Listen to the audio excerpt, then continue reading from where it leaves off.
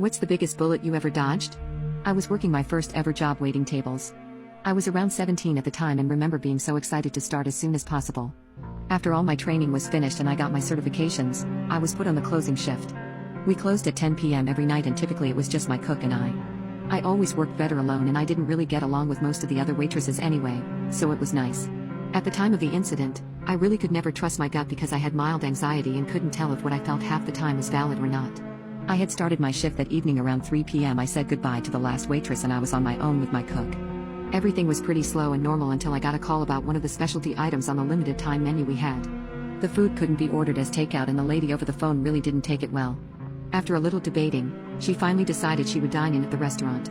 Around 20 minutes later, I spotted an older-looking car pull up and 3 people came out, 2 men and a woman who looked to be in their 30s or 40s. I could tell it was the same lady I spoke to over the phone judging by her attitude coming in. I further confirmed it by asking since I already had a pretty good idea of what she wanted to eat. What I thought was an act of mild embarrassment and pettiness, was actually something much more sinister later on. Her attitude toward me changed when she saw me. She was much nicer and more cooperative. This didn't ring any bells at first because it was something that most people who wanted to look good in front of others would do. I sat them at a booth and took their orders. I noticed they had a red binder and a black pen. Remember this. I then went to tend to my other customers as there were a couple other tables I was waiting on. Once I brought their food out to them, they asked me if I knew any realtors.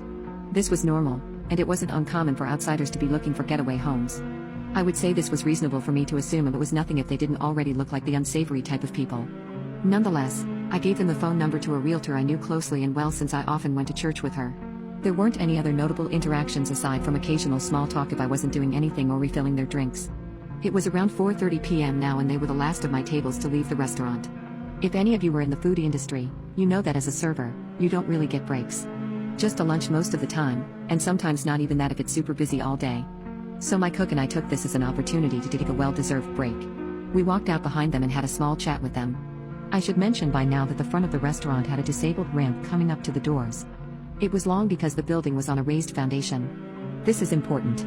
Now, I didn't really notice it at the time but one of the men took my cook to the other side of the ramp, down near the end and was chatting with him over a cigarette. I was behind the railing at the top of the platform where the ramp plateaued. Luckily, the other man and the woman were on the other side of the railing about 5 feet below, but in front of me. We were having some small talk and they started to ask some personal questions. If I lived in the area, if I smoked, how old I was, and so on. I hadn't quite learned yet that telling strangers such personal things wasn't a good idea. This for some reason was starting to raise some red flags. I gave very vague answers to all her questions as best as I could. Unfortunately, they still persisted in trying to have some sort of communication with me outside of my work, whether or not I said no. I suppose when they finally realized that I wasn't going to give that information up, the woman finally got to her point. She had told me that she had a business offer for me. It was for a cleaning service. I don't like cleaning anyway, so regardless I would have said no. However, what she said next solidified my answer. She proceeded to tell me that she owned a company called the Pretty Kitties Maid Service. She said she needed pretty and young girls like me, that she had 10 girls now as it was and she wanted to expand. She mentioned how they get paid $30,000 and how it would be a great opportunity for me to help her with her business. I instantly knew at that point that it certainly wasn't a maid business and I was in danger. I politely declined her offer and told her I liked my job as it was, that I was satisfied working for my boss. She tried to further convince me by telling me how easy it was and reiterating how much I'd make under her supervision. She mentioned how she had a van for her business and described it to me. I can't exactly remember what she told me, but I do remember how she told me to follow her to her car.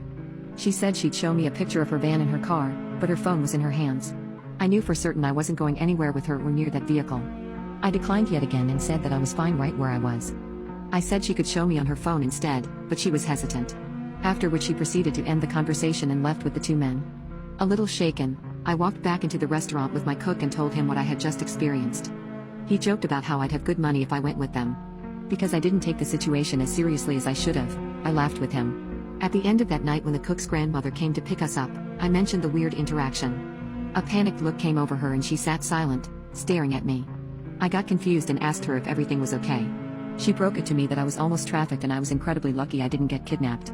My stomach dropped and I started to panic at the realization of just how much danger I was in. I went to work the next day and a customer walked in.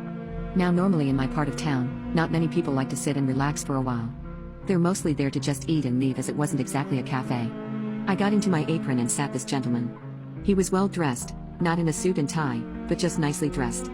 He was alone. I sat him at a single booth and took his order of 1 single coffee. He had the same red binder and black pen. I didn't even notice until my cook from the night before reminded me of it. I was so shocked at the fact, and it unsettled me even more that he proceeded to sit there for 3 hours, watching me as I tended to my tables. I kept asking him if he needed anything else, and he asked me if people never just sat and relaxed with coffee. I sort of shrugged and said no, not here. Now this might come as a surprise to some of you, but servers, believe it or not, do listen in on some of your conversations. I'm lucky I did with this one. I specifically remember him speaking over the phone about finances and how he needed to find another house. He spoke about moving money and how he was going to pay his girls that night. I ran to the back of the kitchen and told the cook. Thankfully he came out with me to help deliver some plates in order to throw the guy off. It worked, I think. He ended up leaving not long after that, and I haven't seen or heard anything since.